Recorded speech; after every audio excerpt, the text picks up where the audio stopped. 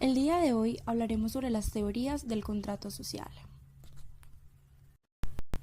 Un contrato social se refiere a un acuerdo real o hipotético realizado en el interior de un grupo por sus miembros. Se parte de la idea que todos los miembros del grupo están de acuerdo por voluntad propia con el contrato social, en virtud de lo cual admiten la existencia de unas leyes a las que se someten. Podemos decir que la naturaleza del ser humano es vivir en sociedad.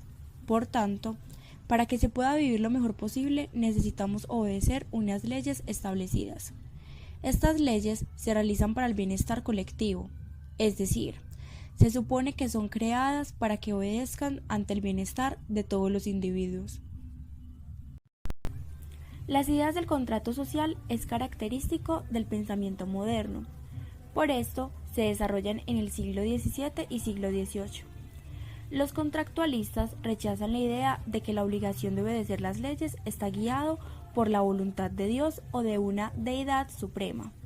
Con esto se intenta buscar razones por las cuales se da una obediencia. Para eso se toma como partida los individuos y su voluntad.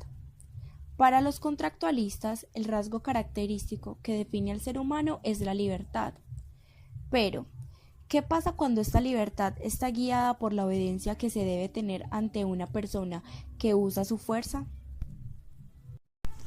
Para esto se toman dos posibilidades.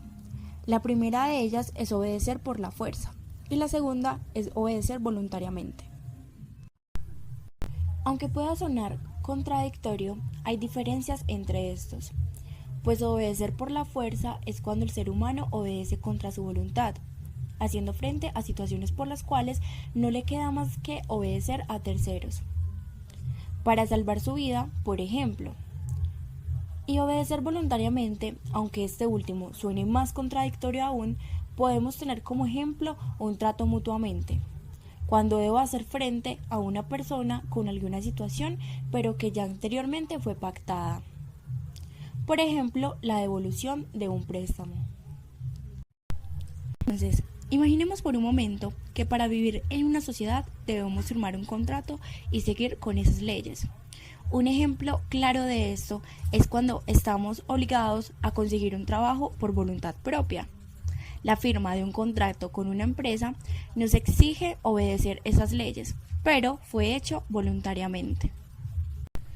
Los seres humanos en sociedad tenemos unas obligaciones que debemos de cumplir. Hay obligaciones que acepto y hay obligaciones a las que estoy sometido.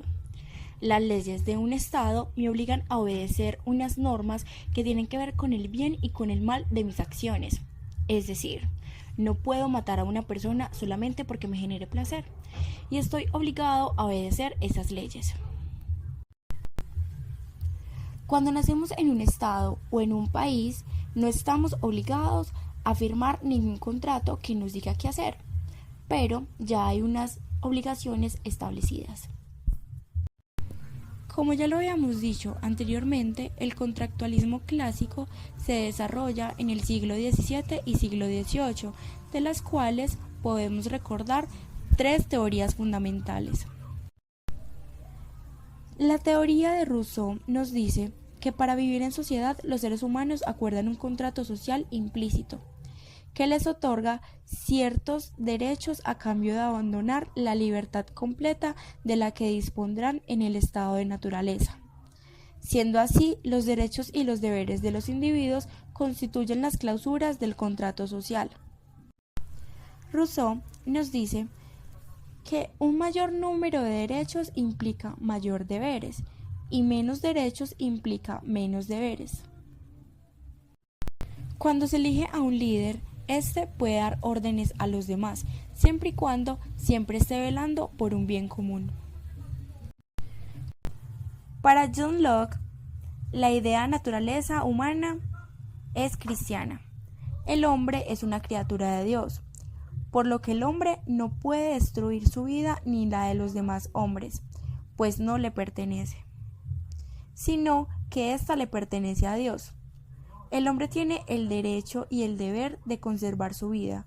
Asimismo, El hombre no debe ser súbdito de ningún otro hombre, sino que es libre.